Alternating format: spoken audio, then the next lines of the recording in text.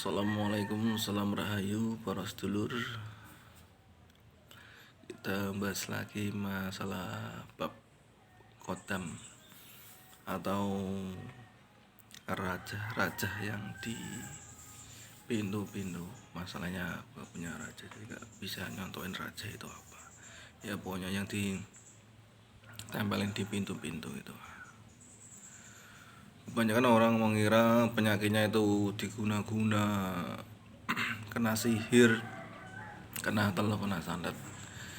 Itu belum pasti benar, karena kalau orang yang mempunyai raja, kalau badannya gak kuat,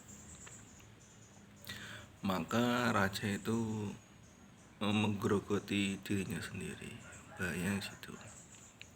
Raja pengasihan dagang, raja ilmu keselamatan, apa raja-raja apa itu. Dan mungkin kalau raja zaman dulu itu memang luar biasa karena ditirakatin sangat luar biasa. Nggak tahu kalau zaman sekarang ya. Yang terkenal itu raja zaman dahulu itu Raja Kalacakra, punyanya Kanjeng Syekh Subakir di Gunung Tidar sana. Beliau raja, nggak tahu gimana caranya kok bisa jadi raja, langsung jadi adem malah itu. Yang kedua rajanya Syekh Khalil Bangkalan Madura, bukan raja sih, cuma tulisan la ilaha illallah ditimbang sama sapi, ternyata masih kuatan tulisan la ilaha illallah. Tapi kalau menurutku raja tulisan Arab yang ditulis di pintu itu nggak tahu kenapa energinya kok ada jinnya. Ya nggak tahu kenapa, aku juga nggak ngerti. Baru aku selidiki. Yang salah tuh gimana juga nggak tahu, karena tulisannya juga pakai Arab tuh kok. Jin bisa masuk juga nggak tahu. Lah kita bahas efeknya saja. Efek dari raja itu bikin dada, pulung ati itu sak napas. Dan raja itu ada yang tingkatan kuat apa enggak, itu bisa dilihat. Kalau tingkatan kuat ya netralisil beberapa meter gitu. Tapi kalau standar itu raja itu yang tak lihat itu ada jinnya, dan jin itu biasanya kadang-kadang mempunyai musuh. Kalau rajanya jinnya satu, di drop 20 jin apa 50 jin mesti kan kalah, karena jin satu diserang segitu banyaknya. Dan efek sampingnya, kalau jin itu kalah, rajamu itu kalah, itu kaki kiri itu sakit, pokoknya kayak kram gitu, tapi sakit. Yang kedua sering ngigau. Yang ketiga ya itu pulung hati apa dada sebelah sini tuh, tengah-tengah dada ini sesak napas kayak asma. Itu anehnya gitu. Dan kalau jin itu meminta syarat, meminta makan tuh nggak pakai minyak kalau menurut, dia itu minta darah. Dan jin pengasihan tuh paling suka minta darah. Efeknya gini, kalau buat pengasihan warung-warung, kok bisa apa itu tanda-tandanya meminta darah, setiap 36 hari itu keluarganya pasti sakit, kalau enggak pucat. Kalau pokoknya dia emang sukses, laris, dagangannya selalu habis sama gimana, ya emang habis, tapi tumbalnya itu keluarganya sendiri, badannya selalu apa ya, pucat kayak gitu, pucat. Beda lagi raja di rumah itu paling ya cuma sak napas, kaki kiri sakitnya cuma itu doang, kayak lama-lama ntar kayak stroke. Nah terus semoga kencing manis bisa. Kadang-kadang kalau rajanya terlalu ekstrim laparnya, itu itu bisa mempengaruhi kandungan. Pusaka juga gitu, yang dimakan itu kadang ada yang makan janin, kadang yang makan darah, kadang-kadang gitu. Karena secara logika ya, jin kok diperintah, terus kalau nggak meminta sajen apa tumal ya nggak mungkin. Orang aja diperintah, kalau nggak dikasih sesuatu aja nggak mau. Itu secara logika, apalagi jin. Gusti Allah nyiptakan jin kan manusia kan, dan manusia kan untuk ibadah. Kalau buat saling bantu tetap ada timbal balik istilahnya, makanya hati-hati. Yang dan anehnya orang zaman sekarang itu apa-apa kena santet, kena pelet, kena santet, terus sawanan di tempat-tempat angker. Oh enggak, itu enggak semudah itu kalau emang sawanannya. Dan kalau emang orang bisa sawan semudah itu, kenapa jin kok enggak masuk ke tubuh semua orang? Kenapa hanya orang tertentu saja, 1, 2, 3? Kenapa enggak semua orang? Itu cara logika. Ya mungkin yang sawanan itu ya punya di tempatnya ya juga ada itu pusaka-pusaka apa raja-raja itu.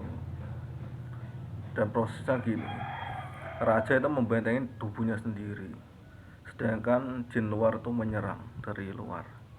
Dan waktu jin luar itu masuk melalui kaki kiri kita, makanya kaki kiri kita kadang-kadang suka kram lah, itu mungkin itu bisa jadi itu. Dan jin itu nggak bisa keluar segampang itu, harus dikeluarin. Harus, kalau pengen keluarin itu harus kuncinya itu dijebol, ada kuncinya, jin itu bisa keluar. Makanya kadang-kadang orang kesurupan itu kesurupan lagi, kesurupan itu bukan keluar tapi nutup, pagar gaibnya ditutup, bukannya jin keluar. Terus orang sawanan itu gimana ya, ya orang tuh berpikiran aneh kadang-kadang.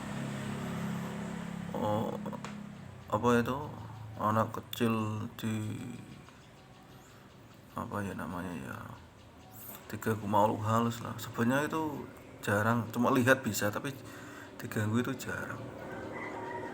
Mungkin karena diganggu itu di rumah itu ada energi pagar gaib ya, makanya bisa diganggu. Tapi kalau anak kecil bisa lihat ya bisa, tapi diganggu itu kalau nggak punya sesuatu di dalam tubuhnya itu nggak bakal bisa diganggu kalau menurutku gitu.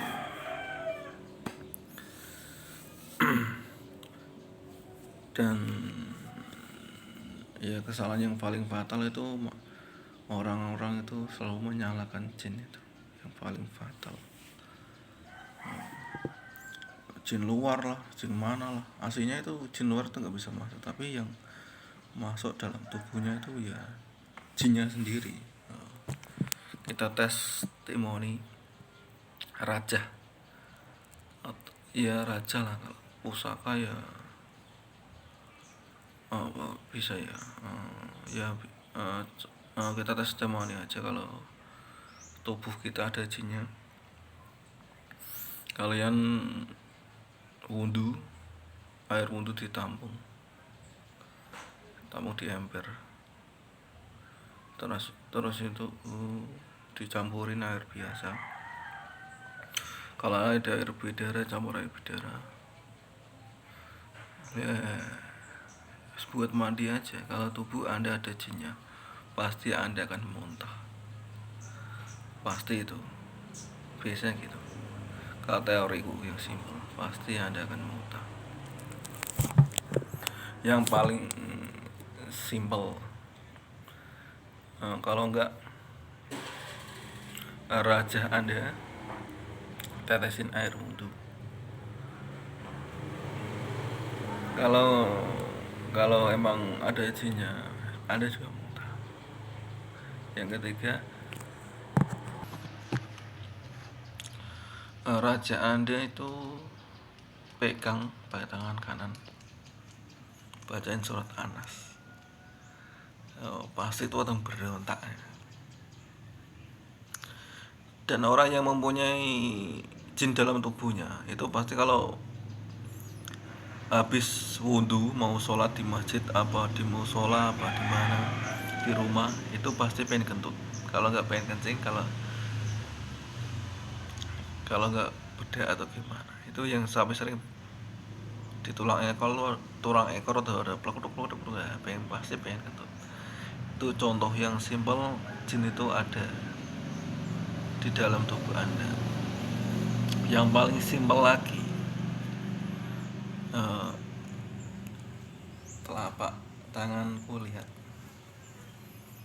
Biasanya orang itu kalau lihat telapak tanganku ini, biasanya itu jin langsung hancur dan muntah. Ntar minta ya Allah Gusti, kula nyuwun guna kuasa panjenengan dadekke telapak tanganku iki dadi cahyane geni neraka paling terpanas lan iso ngejur leburke sakne kerajaan-kerajaan jin sing ning jiwa regane sedulur. Amin amin amin amin amin amin kun fayakun. Neraka. Coba lihat telapak tanganku ini. Jika telapak tanganku ini kamu lihat badan panjenengan merasa panas, berarti di tubuh panjenengan ada jinnya. Kalau ada ya nggak ada ya nggak ada. Kalau nggak ada dites pakai air wudhu tadi. Cukup simpel. Cari mursyid yang mengajarkan ilmu tauhid. Hati-hati masalah bab jin, karena kebanyakan nggak tahu asal usulnya, tiba-tiba itu badannya manusia kebanyakan jinnya, nggak tahu kenapa. Mungkin ya kebanyakan mempunyai raja-raja itu tadi.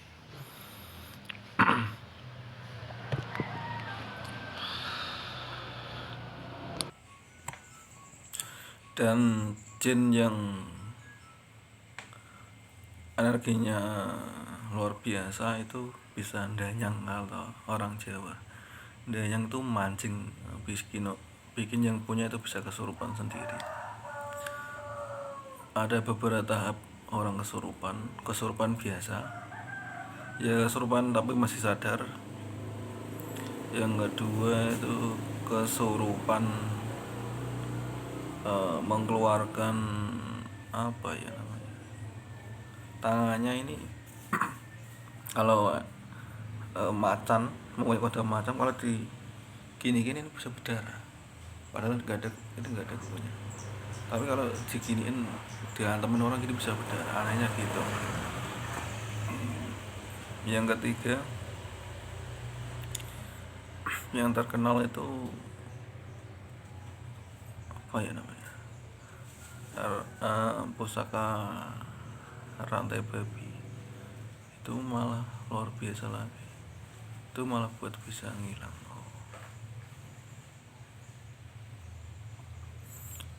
Tapi ya gitu, efeknya ngeri, sangat ngeri kalau sering mengandalkan energi jin. Makanya setiap orang yang mempunyai pusaka tertentu yang banyak, pasti dia punya petok itu buat netralisir pusaka. Kalau enggak punya petok itu ya mungkin ya panas di rumah. Dan orang yang mempunyai di rumahnya ada energi negatifnya atau jinnya, itu orangnya sering teriak-teriak, meskipun dekat ya teriak-teriak, manggil ya terus, woi kamu di mana, udah mulai ya kayak gitu. Pokoknya sering teriak aja, omongannya keras. Contoh ya simpelnya gitu ciri-cirinya. Yang terus rumahnya sering panas, sering jengkel. Tapi jengkel itu aneh. Kalau jengkel tuh karena ngomong apa-apa serba salah, karena itu efek dari energi api tadi, energi jin.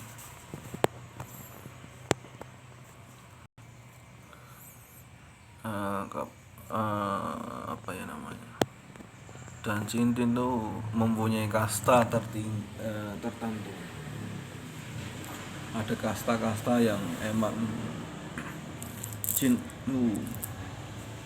ya intinya lumayan lah.